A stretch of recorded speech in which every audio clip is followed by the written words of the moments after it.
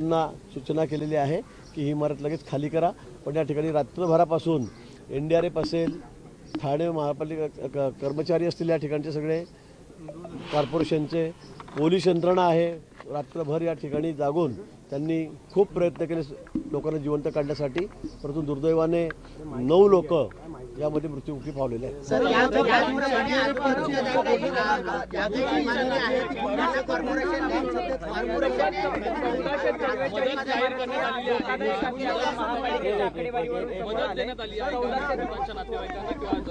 जे मृत्यू पावलेले आहेत त्यांच्या नातेवाईकांना मुख्यमंत्री महोदयांशी मी बोललेलो आहे, सकाळीच बोललेलो आहे। त्यांनी या ठिकाणी जी नियमानुसार मदत आहे NDRFच्या निकषानुसार 4 लाख रुपये 5 लाख रुपये या ठिकाणी जाहीर केलेली आहे। माननीय मुख्यमंत्री महोदयांनी ती जाहीर केलेली आहे। त्यांना सगळ्यांना प्रत्येकी मृताच्या मागे जी रक्कम या ठिकाणी त्यांनी मदत ही त्यांना त्या ठिकाणी दिली जाईल।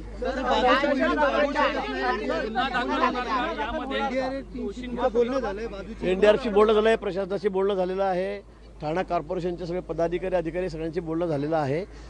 बाजूची जी इमारत आहे ती तात्काळ पाडावी लागेल, कारण आपण बघता त्याची एक साईडचे भिंत सगळ्या खाली झालेल्या आहेत, पडलेल्या आहेत। ती अतिशय धोकादायक आहे, ते केव्हाही पडू शकते, आता काम सुरू असतानाही पडू शकते, आणि म्हणून ती सुद्धा आपण तात्काळ खाली करण्याचे आदेश या ठिकाणी दिलेले आहेत। भिवंडी आणि निजामपूर महापालिकेच्या अंतर्गत 289 इमारती या अति धोकादायक असल्याचं समोर आलंय। त्या इमारती पाडण्यासंदर्भात आणि तेथील नागरिकांना त्यांचं पुनर्वसन करण्यासंदर्भात सरकारकडे काय योजना आहे? निश्चित ही घटना बघून खरं वारंवार आम्ही लोकांना नोटीस देतो, कॉर्पोरेशन देते, प्रशासकीय यंत्रणा नोटीस देत असते, पण लोक त्या ठिकाणून बाहेर निघत नाही, ही वस्तुस्थिती आहे। आणि सगळ्याच ठिकाणी ज्या ज्या वेळेला इमारती कोसळतात त्यावेळेला हाच प्रश्न येतो, नोटीस दिली होती का, धोक्याचा इशारा दिला होता का, तर सगळं दिलेला असतो, पण पर्यायी व्यवस्था नाही, कुठे जाणार हाही प्रश्न लोकांसमोरचा आहे। पण निश्चित आता ज्या ज्या ठिकाणी अतिशय अति धोक्याच्या ज्या इमारती आहेत त्यांचा सर्वे तात्काळ केला जाईल। ज्या ज्या ठिकाणी इमारत अति धोक्याची आहे त्या ठिकाणी ती रिकामी करून त्याला तात्काळ पाडण्यासंदर्भामध्ये हा निर्णय केला जाईल। या उपरही या ठिकाणी क्लस्टरच्या बाबतीमध्ये असेल, रिडेव्हलपमेंटच्या बाबतीमध्ये असेल, माननीय मुख्यमंत्री या ठिकाणी किंवा एकनाथजी शिंदे आहेत त्या खात्याचे मंत्री, ते या ठिकाणी निश्चित एक बैठक करून तात्काळ हा निर्णय घेतला जाईल। इमारती आहेत ज्या अजूनही उभ्या आहेत, तर ज्या इमारती बांधायच्या आधी या संदर्भात का कारवाई केली, जेव्हा एखादी इमारत पडते त्यावेळी अशा प्रकारे कारवाई? मला वाटतं या ठिकाणी एन्क्रोचमेंट खूप आहे। आपण बघतात भिवंडी अनेक ठिकाणी मी असं म्हणेलो, आणि मोठ्या प्रमाणामध्ये इथे तर इतक्या दाटीवाटी लोक राहतात, त्याच्या कुठल्या परवानग्या आहेत हे मला कळत नाही।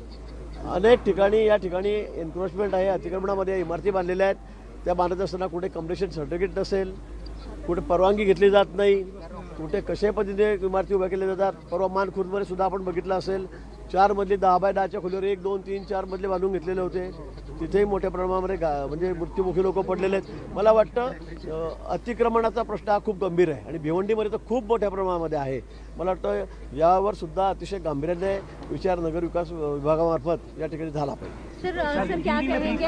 सर हिंदी में बता दीजिए, हिंदी में बता दीजिए। भिवंडी में यहाँ पर जो हादसा हुआ है उसमें 9 लोगों की मौत हुई है। बहुत दुखद घटना ये है। आप देख रहे हैं कि रात को 11 साढ़े 12 के बीच में यहाँ पर ये इमारत जिसका काम चल रहा था और रिपेयर का काम चल रहा था, इसकी कोई परमिशन कॉर्पोरेशन ली गई नहीं थी।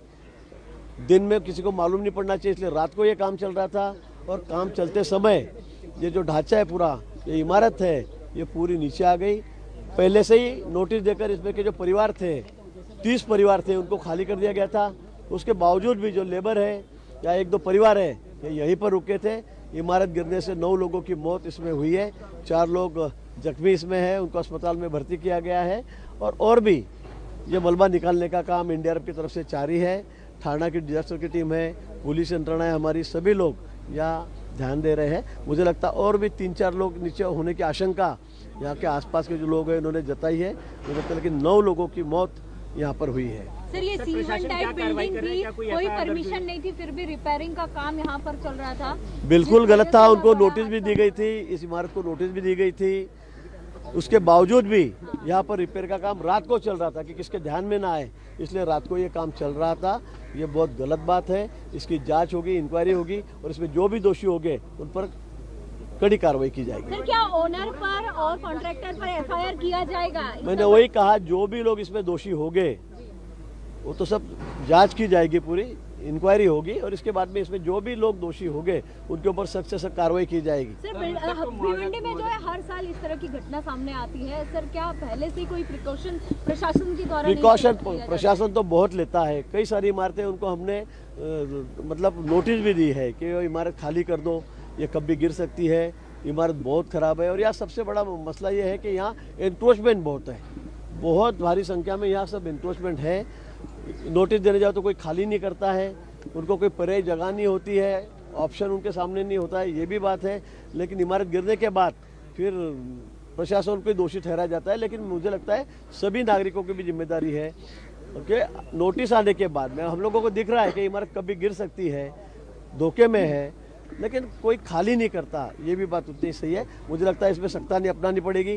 कॉरपोरेशन को हमने कहा है, जिला प्रशासन है, कलेक्टर भी यहाँ पर है, पुलिस प्रशासन है, सभी को हमने कहा है कि जो भी इमारतें अभी ऐसे गिरने जैसी है, धोखे की है, उनको खाली कर दिया जाए। मुआवजे की घोषणा इसमें मुआवजा माननीय मुख्यमंत्री जी से मेरी 2 बार बात हुई है सुबह से लेकर।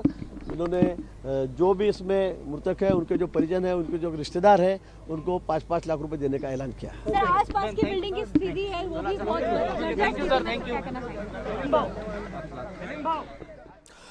तर आपण बघितलं गिरीश महाजन माध्यमांशी संवाद साधत होते। भिवंडीमध्ये पुन्हा एकदा इमारत कोसळली, यामध्ये काही नागरिकांचा मृत्यू झालेला आहे, काही जण यात जखमी झालेली आहेत। सध्या आपण बघतो बचाव कार्य सुरू आहे, एनडीआरएफ पथक या ठिकाणी बचाव कार्य राबवतंय। या इमारतीत एकूण 30 खोल्या होत्या आणि त्यामध्येच ही इमारत कोसळली। 4 मजली इमारत होती आणि ती कोसळल्यामुळे यात काही नागरिकांचा मृत्यू झाला आहे।